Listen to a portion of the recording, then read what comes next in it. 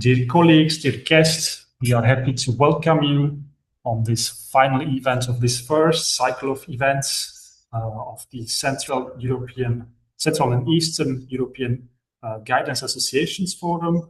And this event is focused on discussing the next steps in the professionalization of guidance in Central and Southeastern Europe. So again, this English will be held in English, and if you want to follow automatically translated captions in your language, feel free to click on the CC icon for captions and choose your language. Czech, Hungarian, and Romanian are available. First of all, a very short introduction. My name is Tomáš Prolák. I'm a board member of the Slovak Association for Career Guidance and Career Development. And today I'm speaking on behalf or together with the colleagues who are members of this initiative, Central and Eastern European Guidance Associations Forum, which is an initiative of 4 professional associations working in career guidance in 4 countries: Czech Republic, Hungary, Romania, and Slovakia. And it's a non-formal platform that we formalized last Monday in Bratislava by signing a memorandum of cooperation. Our idea is to we already established a non-formal platform for deeper cooperation of our associations in the area of career guidance policies and practice, to exchange good practices and support each other in the development of our national lifelong guidance systems, and support also the recognition of our profession, and strengthen the legitimacy of associations in national and European policy dialogues. As you know, we all face similar challenges in our countries, and despite this, the cooperation, we wanted to strengthen the cooperation that was very ad hoc by establishing this regular platform that will allow us to have something regular and formalized. And also the idea is to promote learning mobilities and learning opportunities for career professionals also in our countries, and be a sort of regional voice in European organizations and beyond Europe, such as CEDEFOP, IAVG, Euroguidance, etc. So this is the presentation of our initiative. It was co-funded, the first project, by the European Union, by Erasmus+, for which we are thankful, and we want to continue beyond the project funding. Apart from this memorandum, even today, you can find some hopefully interesting resources on our website, CEEguidance.eu. What is available today is guidelines for associations, where we worked on benchmarking our practices and did some comparative research between our associations with board members, non-members, and stakeholders. And we try to learn from each other about how can we develop our associations. And if you are a practitioner, you might be interested by our repository of good practices, where we published and documented more than 25 good practices, and where you will also find replays and recordings from previous webinars where we compare our guidance systems in different sectors. And lately, also, we published last Monday a position paper that is available on the website, which is a call for national governments and the EU to recognize professional associations as legitimate partners in policy making and lifelong learning and lifelong guidance systems development, and to support the creation of this sustainable and structured mechanisms for dialogue around policies and guidance systems, and then to support also the sustainability of professional associations and our regional cooperation. So feel free to explore our website. Today's program will be as follows. We will listen to the presentation of current developments, challenges, and strategies in our 4 countries in the following order. We will start with Hungary, unless I'm mistaken.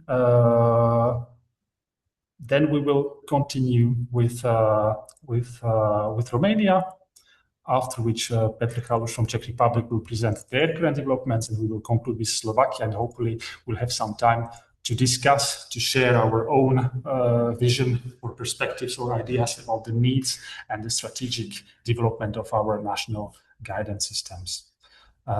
So thank you again for being with us, and now it's my pleasure to introduce colleagues from Hungary who will present the Hungarian situation. Try to project the screen. And Claudia, the floor is yours. Thank you very much. Good afternoon, everyone. In this presentation, I will focus in on the next steps in the professionalization of lifelong guidance in Hungary. And more specifically, I will explore how we can move from strong individual practice towards a more integrated system-level approach that supports both professionals and clients across the lifespan. Can you please move to the second slide?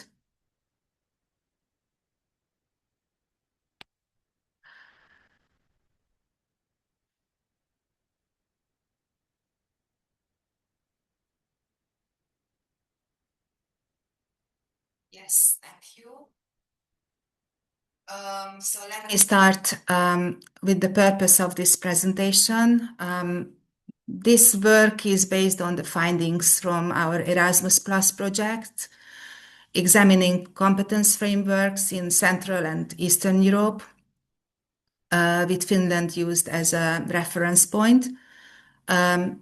The goal is not to compare countries in a competitive way, but rather to identify patterns, strengths, and development opportunities.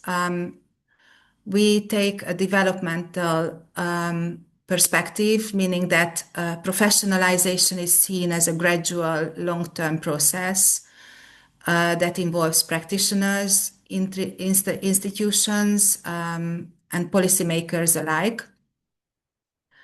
And there is one key message here that emerges, that Hungary has strong traditions in guidance practice, but these are not yet fully supported by a coherent system-wide professional framework. Can you please go to the next slide? So let's look at the Hungarian guidance landscape. So if we look at the Hungarian context more closely, we can identify a very interesting profile. On the one hand, there is a psychological tradition in guidance practice. Professionals are well trained in assessment, diagnosis, and structured counseling processes. On the other hand, the system is less formalized at a national level, which means that there is no unified competence framework that clearly defines roles and expectations. And in addition, areas such as ethics, evaluation, and digital work are not systematically embedded in professional standards. So we could describe the Hungarian situation as deep but narrow. There is a depth in expert practice, but lack of breadth in system-level integration. Can you please go to the...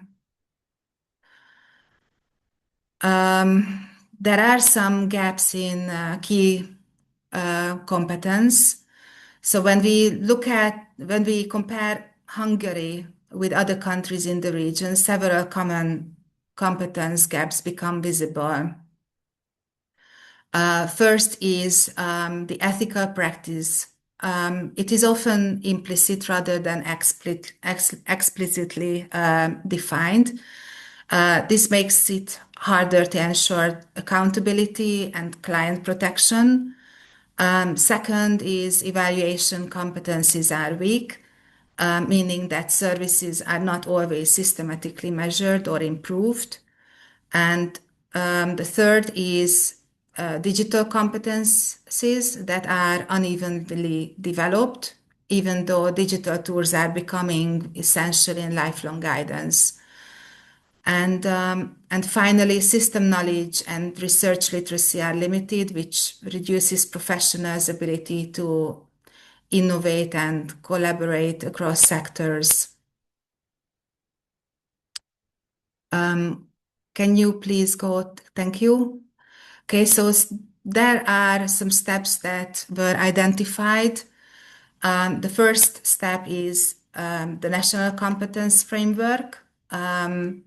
This is the first and most fundamental step forward to develop a national competence framework, such a framework would create a shared understanding of what it means to be a lifelong guidance professional in Hungary.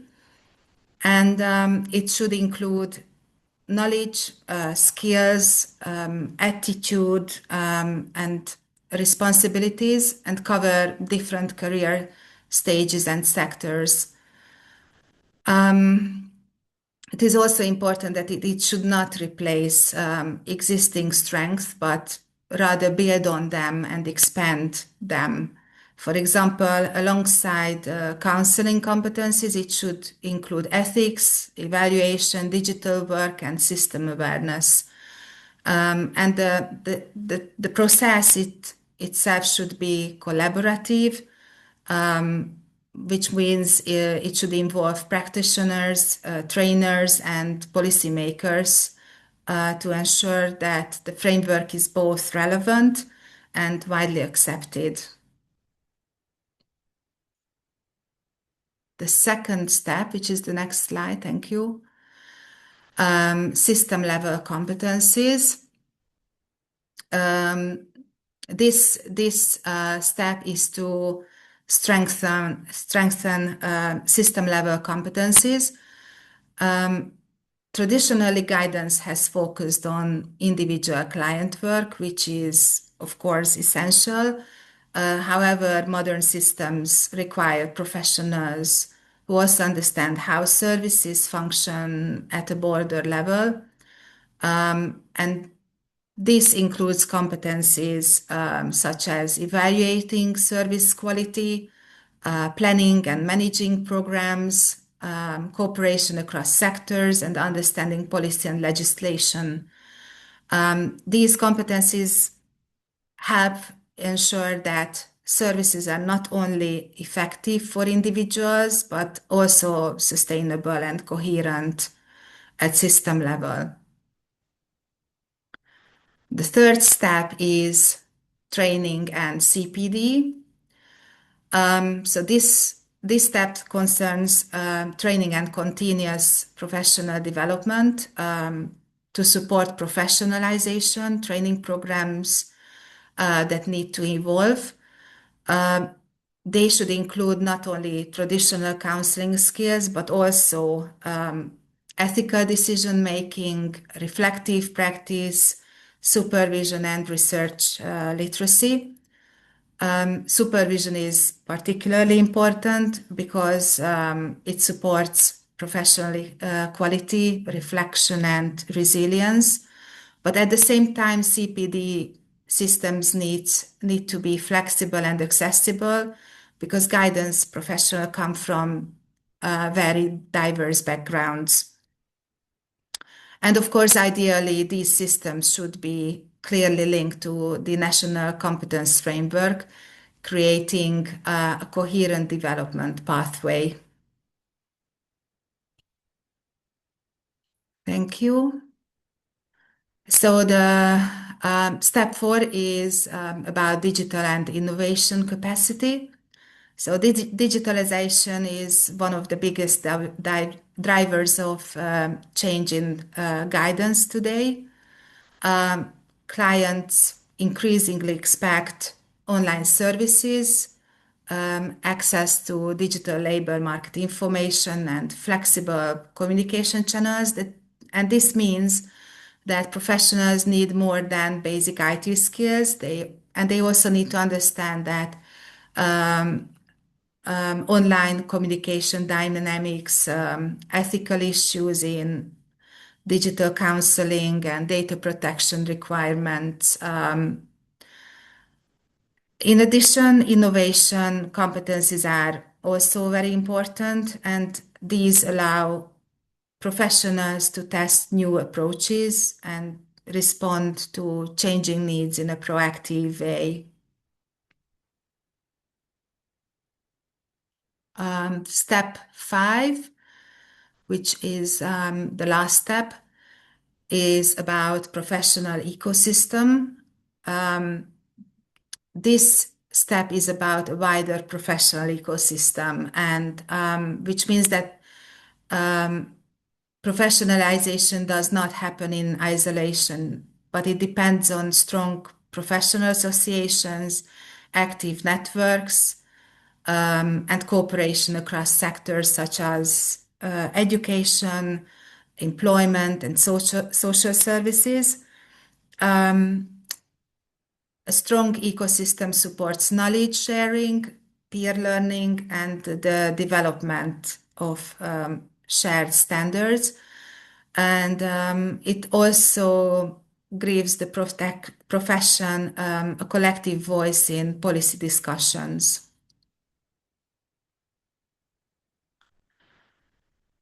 Thank you. So this slide is about strategic direction. If we put these steps together, we can see a clear strategic direction. Hungary is moving from a fragmented, practice-driven system towards a more integrated lifelong guidance system. And this transformation should be evolutionary and not disruptive. It depends on existing strengths. It builds on existing strengths while learning from international examples such as Finland, especially from these countries with strong system level integration. And the key principles are here: balance, coherence, and collaboration. So the next slide is about the key takeaways. So what does that mean for professionals in practice? First, it's important to recognize that Hungary already has a strong expertise and high quality practice, but at the same time, the profession is expanding. New areas such as ethics, evaluation, digitalization, system thinking are becoming increasingly important. And it's very important to mention that professionals themselves are active agents in this process. And professionalization is not only driven by policy, it also happens through everyday practice, reflection, and learning. And the last slide is about conclusion. So we can conclude that the professionalization of lifelong guidance in Hungary is best understood as a long-term collaborative process. Key actions, for example, developing competence frameworks, strengthening system capacities, upgrading system training, and building digital skills are all interconnected and mutually reinforcing. And we believe that Hungary already has strong foundations to build on. The challenge is now to connect these strengths more into coherent and future-oriented system. And yes, so that's what I wanted to say. And thank you for your attention. Thank you very much, Claudia. Thank you also, Tibor, who also were working on the presentation. We will now continue with Romania. And Vasil, the floor is yours. Thank you very much, Tomasz. Hi, everyone. My name is Vasil Deac. You can hear me? It's okay? Can you confirm that it's okay? I'm school counselor in a secondary school in a county center in Romania, and I am in charge with the career counseling in my county center. Also, I am member in a board of Romanian Association of Career Counselors. And I will have a very, very short presentation, but with a good news with what will happen in career counseling in Romania in the next 2 or 3 years. Change the slide, please. So, on the labor market, our legislation in Romania every 7 years, 5 years, 7 years, it depends on how the ministry is thinking, changing the standards. The standards are changing and they have to renew standards. So now the standard for career orientation counselor and professional development counselor, which are standards active on the training in the labor market. This standard is it's expiring, and the ministry will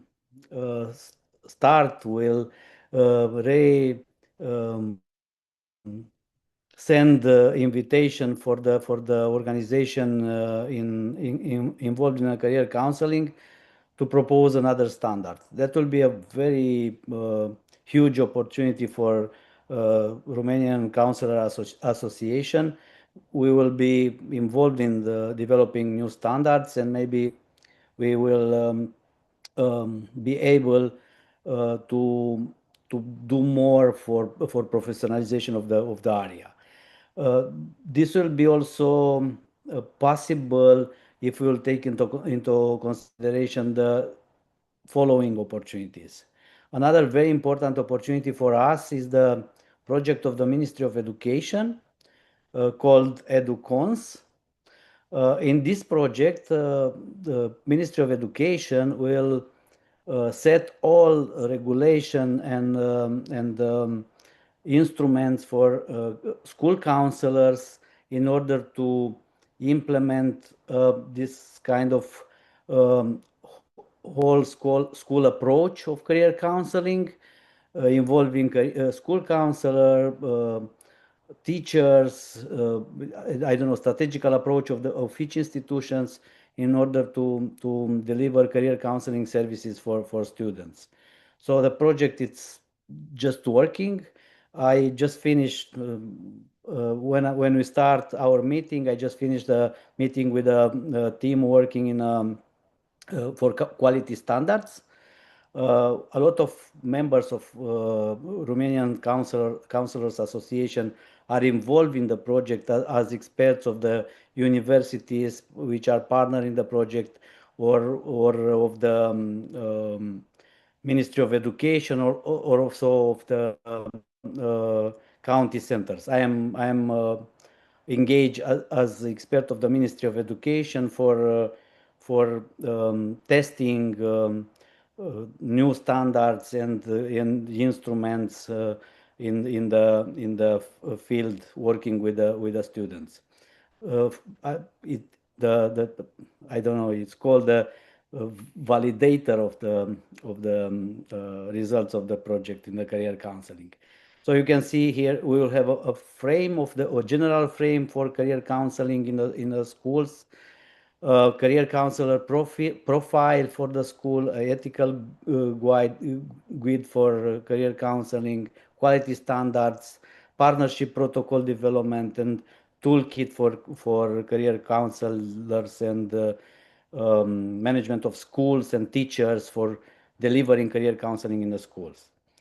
So in 2 years, I think we will have a lot of instruments to improve and to work professionally in career counseling in our primary and secondary school.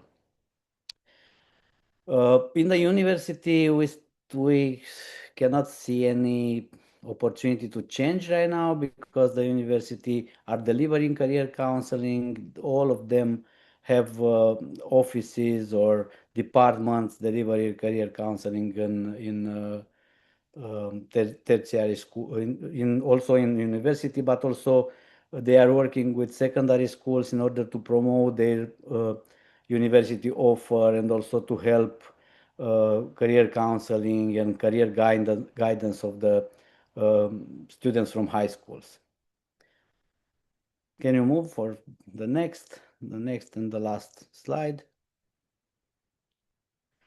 So what we think will happen in the next?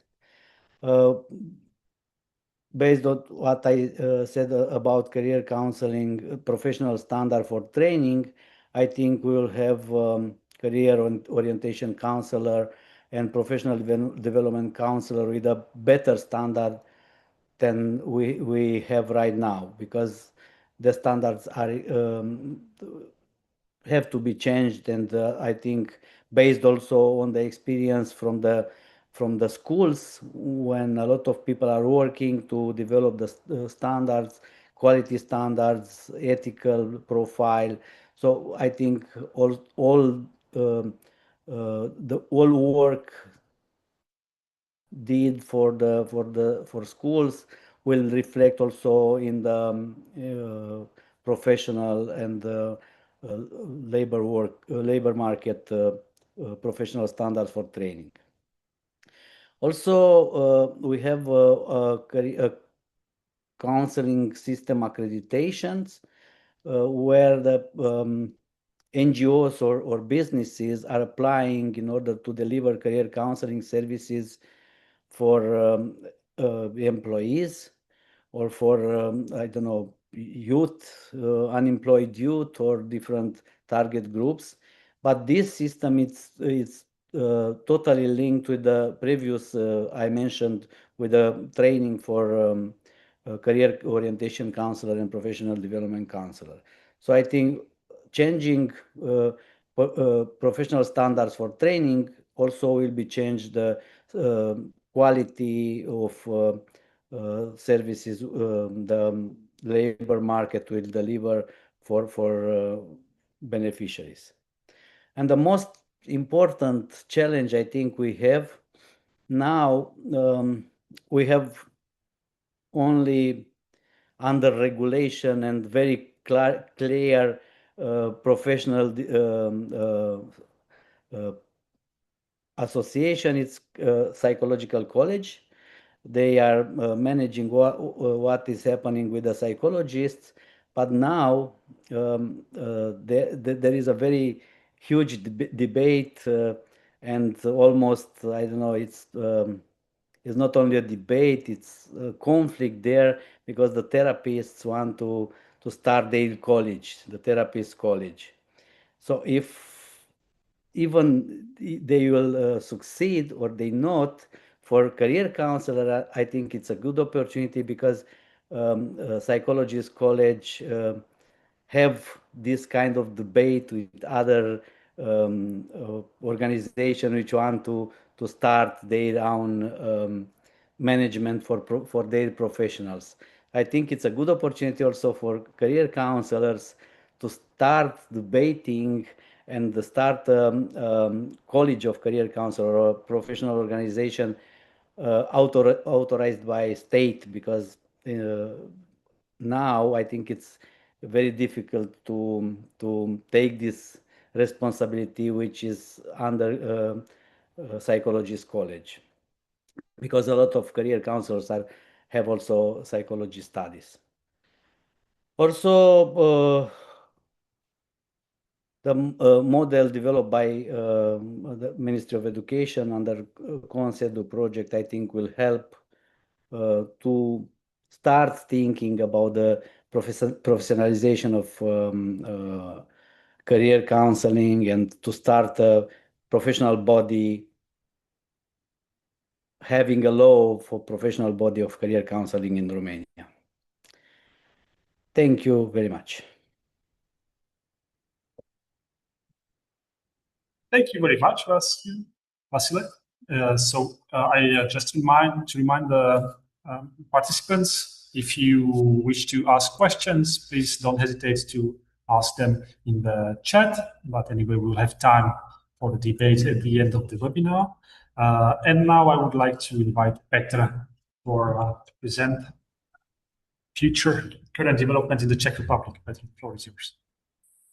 Okay, thank you. I have two presentations. One is from Ministry of Labor from Jana Mala. So we can start with this one, and then after I have one slide. Yeah, this one is after in the end. Thank you. It's from educational perspective. So from the employment perspective, we have now initiatives little bit separated by ministries, education and labor, but this one is from labor. We have one national guidance forum for both ministries, so it's okay for us. And from the labor, we have one development, very concrete step in supporting career guidance in employment area for adults, and it's under this project, which is for 3 years, and it's running now, but still a little bit in the beginning. It's mainly for digital skills of the citizens, to support in general digital skills of adults in the labor market. And it's a huge project. And part of this project is also very interesting point.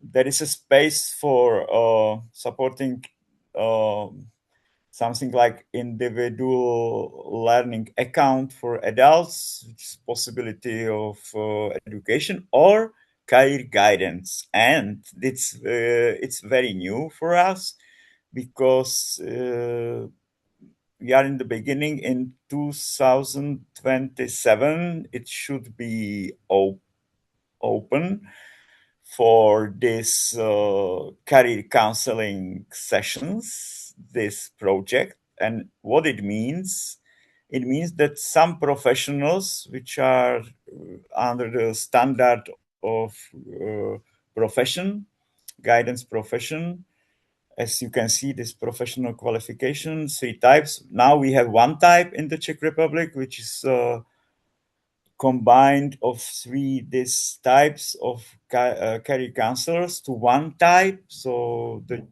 new, it's not so new, but it's a qualification which is authorized by authorized person for these professions in past, and now it's 1 profession together. But it's not something new, but the new is this funding for career guidance. It's on the next slide, please. And the funding is very nice, I think, because it allows to promote career guidance. We have a lot of professionals which are offering career guidance, but it's paid by people or by clients. But now it's possible to cover 77% of the final cost of career counseling, it means that client must pay 23 of the total price, and it will, we suppose it will be very well promoted, that you can use this national money, this or European and national money for to receive high quality of career guidance for adults. And there is no legal, I don't know, requirement to, but it will be under authority of the ministry, so I suppose it will work well. And on the next slide, the last from this initiative, so in the database of the Ministry of Labor, you will be able to find from 2027 to find a lot of offers of career counseling, and we suppose these points, these characteristics will be covered, like it will increase visibility and credibility of this profession because it will be under authority somehow, and also we hope motivate clients to use career guidance for development. And it's something new, what will be not for unemployed people in labor offices, but it will be for general public, for all, for job seekers, for people, for employees, for any, I don't know, mothers or parents or older people. So it will be very open for any situation in your career.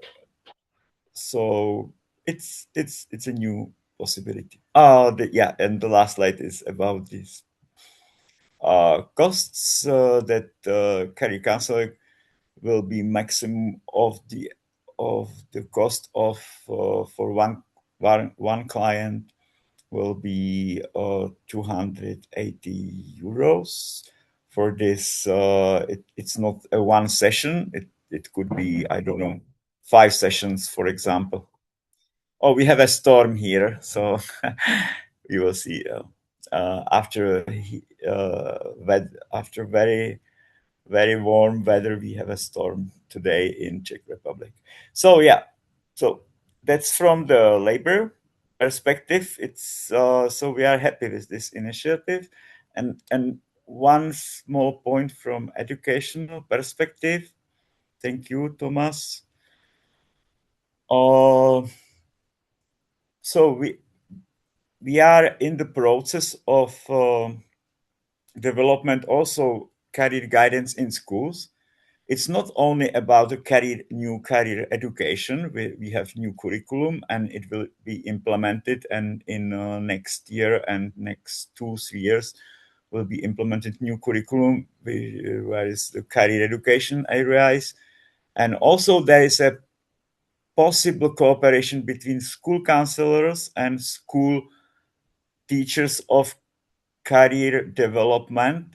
It will be teacher of personal, social, and career development, and there is a possibility to cooperate with career counselors in school and or guidance counselor, because we have something like, this is only partly career counselor in school, it's mainly guidance counselor in general.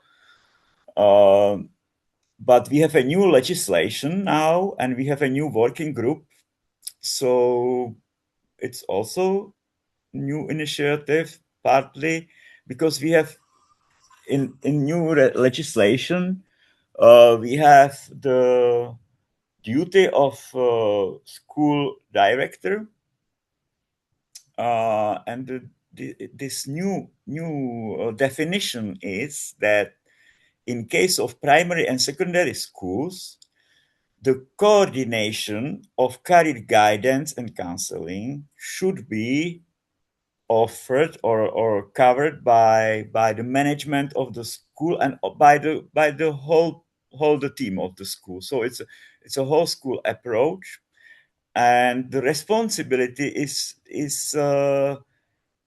under the new point in legislation, and it goes for this principal. It's a part of the work of principal or director of the school to be sure that you have the coordination of career guidance and counseling, and it's very important for us, because it's not only part of profession of guidance counselors, but also it's a part of the work of the whole school work now. So it's a new situation, and we have a working group in Ministry of Education. I am a part of the group, and we will have also it will be supported by National Guidance Forum from July or August. We will see from the summer this year, and we will try to improve the new framework for career guidance in schools, because this new sentence in legislation, because we have a reason to do it. We have slightly new legislation, so we have a reason to improve the framework, to advise directors and schools how to coordinate the career guidance and counseling in schools. And so it's an open possibility to give them some official advice or framework how to do it. And also there is it's an open door to have some developments in the role of the guidance council, to give them more professional preparation. They have some, but we can improve this under this work in working group.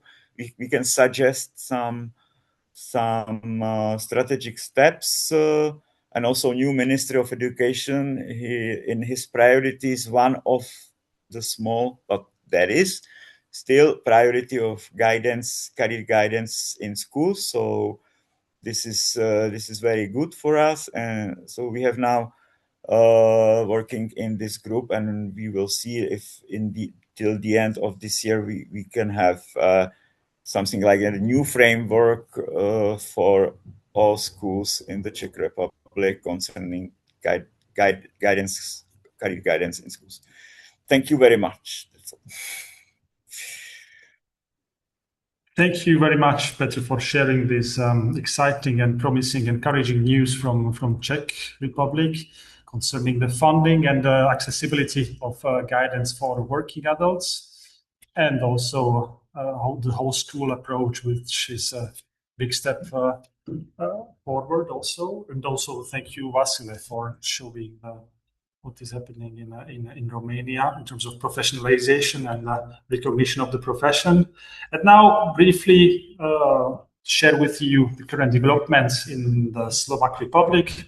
So Slovakia, who shares a common tradition of guidance with the Czech Republic from Czechoslovakia, but since 30 years, the roles are similar, but a little bit different. And we wanted to present a new national qualification and validation recognition of qualification that was launched this year after many, many years of preparation. So just to give you a context, so of course we see this everywhere, not only in Central and Eastern and Southeastern Europe, but the whole world. The transformation of the labor market due to the AI, automation, and green transition, which puts pressure also on the availability and accessibility of guidance. So far in Slovakia, career guidance practitioner is not a regulated profession. It is framed by the law in the education sector, in the employment sector, but for adults outside of the employment sector, it was not regulated, and this is why. Well, there was, even though this was mentioned in the legislation, there was not officially mandated quality assurance. And this reform of 2026 also is linked, as in the Czech Republic and in other countries in Europe, as Tibor would be able to talk about more into details, also from the critical perspective, to the introduction of this individual learning account, where one of the eligible programs or services for the individual learning accounts is also career guidance and counseling for adults with maximum eligible contribution of 200 euros per citizen per year. So we are at the end of the pilot phase, and the Ministry of Education, under whose auspices this is being launched, is preparing the real project now. Okay, so this new legislative act was already validated or passed already in 2024. It's only now being put into practice and introduces for the lifelong learning system these terms that were already that are probably already present in most of the CE countries, such as qualification standard, assessment standard, and register of providers. Previously, there were projects, but never systematically or sufficiently legislated in the Act of Lifelong Education. And the official ministry, the official position of the Ministry of Education is that they are aware, at least on paper, that it's not enough to build a system of adult education or lifelong learning, but from this capability approach, we should enable people to navigate it, trust it, and use all the opportunities within it. And this is what they see the role of guidance. So again, this individual learning accounts. In the pilot, this was 200 euros for every citizen, and you can use it for basic skills, digital and green skills, for adult education, and is also eligible for career guidance services. It does not replace the existing funding mechanisms for unemployed and also employed people through labor offices, but sort of superimposed on this, or it's an additional mechanisms to motivate adults to participate in adult education. So with this, we have now the officially recognized qualification of career guidance counselors for adults introduced by this law. So it's EQF level 6, so quite a high level, and it gives you. You can practice without the certificate, but you cannot use public money without this certificate. So if you want to be eligible for the funding through individual learning accounts and potentially from other public funding mechanisms, you have to obtain this certificate. So this is a very new system, open since May. So for now, we have only 11 applicants, but many of them are already in the process of preparing their application. And we currently have 17 authorized assessors within the country who are able to assess the portfolios and the candidacies and that are registered in the national system. So how does this work?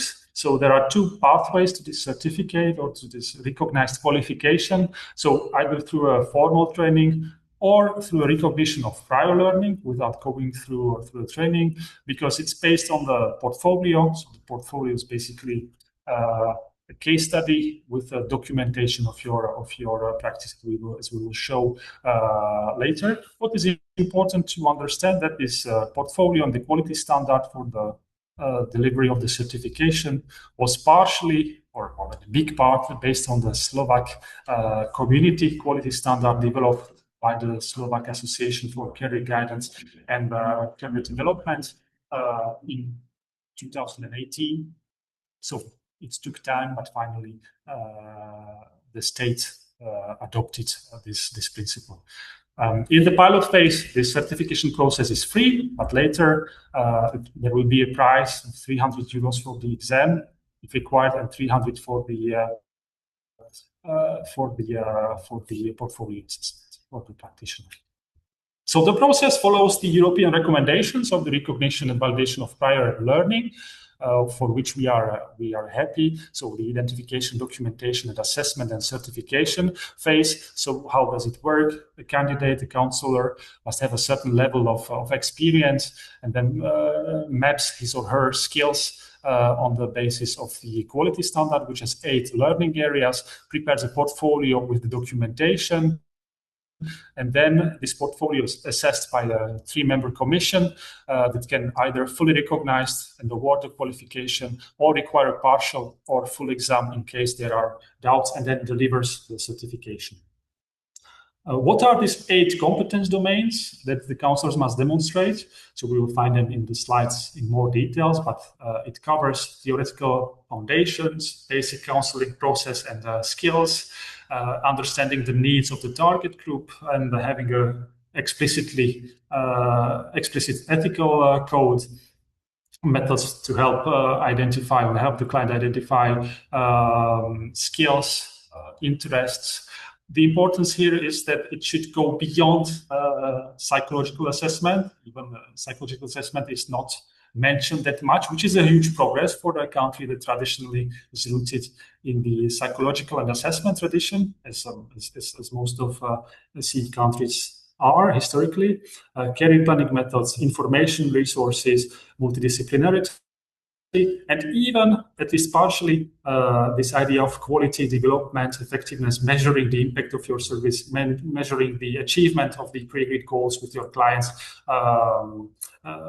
identifying and documenting the outputs and the outcomes of your guidance services. What is missing or a little bit less explicitly present, as we've seen in the benchmarking with the Finnish standard, is this reflexivity, but we feel it is implicitly present through the portfolio, and this portfolio process encourages this reflection, but it's less systematically present compared to the Finnish standard. So that's one step where we could perhaps improve it in the future.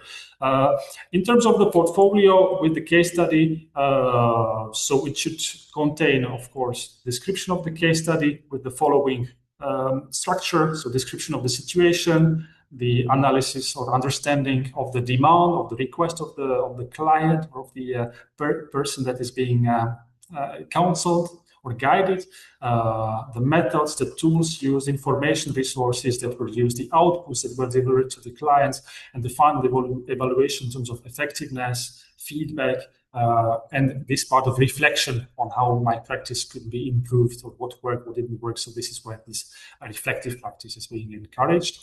And everything needs to be documented with the supporting evidence. So all the tools and methods or agreement or goal setting that you do with clients must be included with the portfolio. And moreover, you need to also provide a certificate copy of your educational qualification, which is secondary at least or higher. And if you don't have a tertiary, at least the first level tertiary education, you have also to provide a certificate of accredited training program. And you have to provide an employer confirmation that you have worked in the field for at least 6 months. So you see, it's quite open, quite accessible, even for beginners counselors. This is an example of a real case study, what it looks like. So you see, the committee or the jury is composed by career professionals.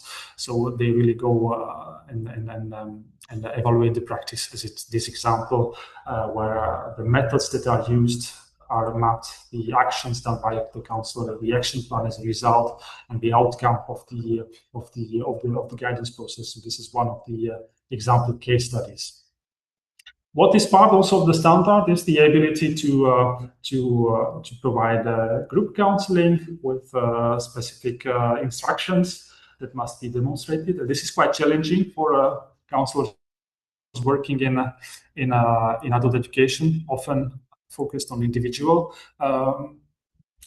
sessions. And we deliberately choose to include this because sometimes group counseling can be an underdeveloped aspect of guidance, with a strategic choice also to include this.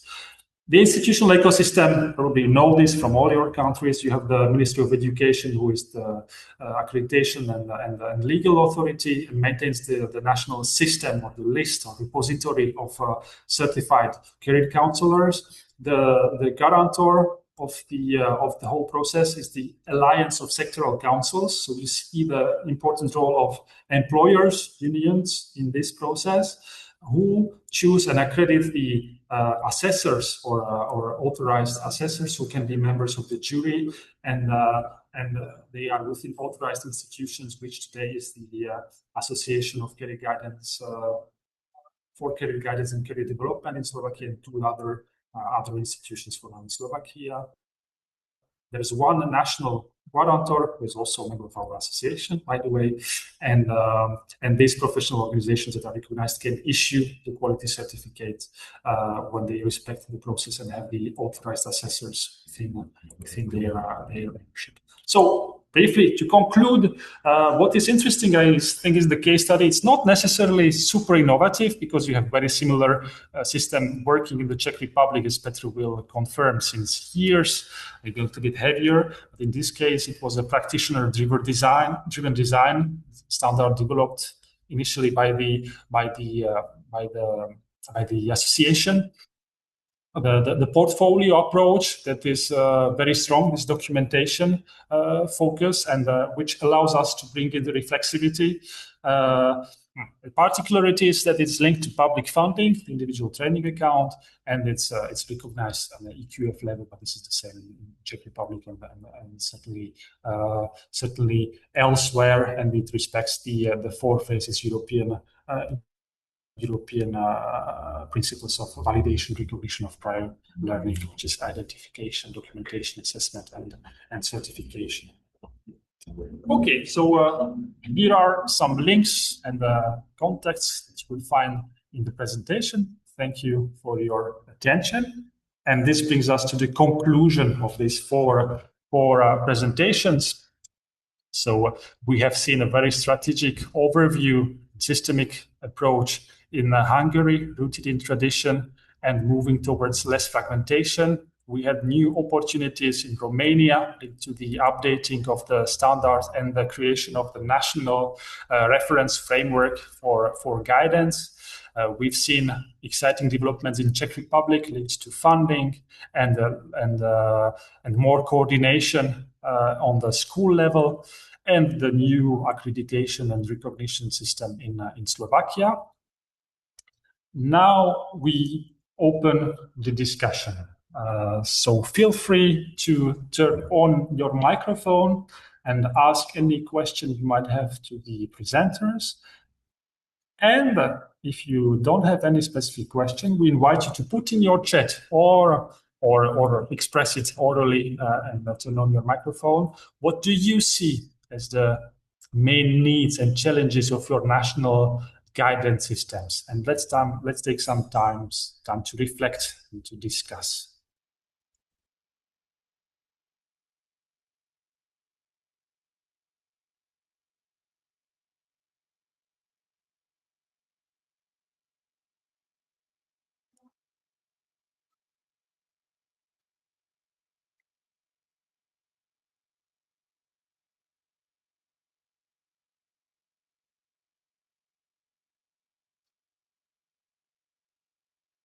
Or are there any comments, any concluding remarks by other colleagues from these four countries who couldn't speak? Maybe Tibor, I don't know if you can hear us, if you can connect, if you can speak.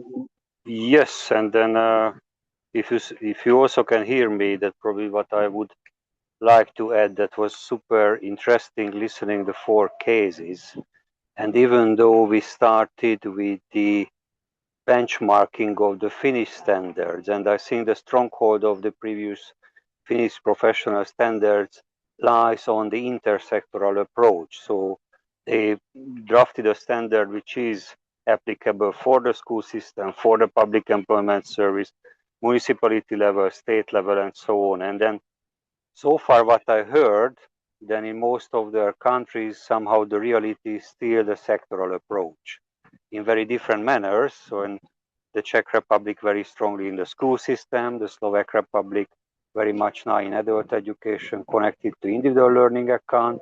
Then in Romania, again, another project based. But if you wish, it could be like a rhetorical question that how far can we go with these project-based approaches when the system-based approach is lagging behind?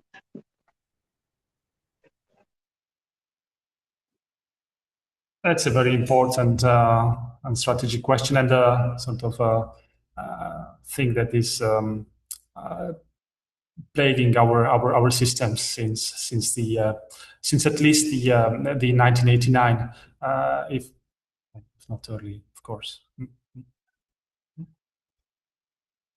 And you can see, depending on the current policy dynamics and interest in different sectors, more or less opportunistic development in one or two sectors, but rarely, if even, connected with each other. And you would have these cycles in Slovakia, for example, when at one period it's the Ministry of Labor, sort of a driver, and moving forward, sometimes the Ministry of Education. And even though we had a national guidance forum, it never translated to a more profound policy level cooperation between the two, which is probably a little bit similar in the Czech Republic. I don't know, what's your view, Petr, on this? Yes, I suppose it will be better, but we are still in two separate worlds. One is this around this labor market and public employment services and adults, and one is about the world of the schools mainly. So it's really still two systems, but I feel that we can communicate well among the sectors. So maybe next step could be again better coordination or one framework for whole sector. Yeah, maybe. Yeah. Thank you. With this, let us show our website, which you can see here, ceeguidance.eu. You can go up in the menu to access resources, where you can see the repository of good practices that is available in all 4 languages plus English, where you can see 25 practices by country and by practice type. So practice means tools for care guidance practitioners. Systems means a recording and a systemic overview of systems in different areas and sectors, and associations activities developed by associations. For the guidelines, you can download them here. For now, they are only available in English, but we'll publish some snippets of them on our national websites. You can see our position paper that we published last week on Monday, to see our call for governments to strengthen this intersectoral cooperation that we also, as professional associations, try to embody or to supplement the deficiencies of the national systems, of course, in a very limited manner. And the memorandum of cooperation that we signed. We will continue this work between our 4 countries, proposing this kind of webinars, events, and mobilities for practitioners, and the newsletter, obviously on the voluntary basis. And we are also open for enlargement, and we will try to continue this cooperation and perhaps also prepare other projects and explore other opportunities for funding. So thank you very much for being with us today. Have a good summer. Good luck with the weather. Don't forget to hydrate yourselves wherever you are, and looking forward to future activities of our Central and Eastern European Guidance Associations Forum. Thank you very much, and have a good evening. Bye.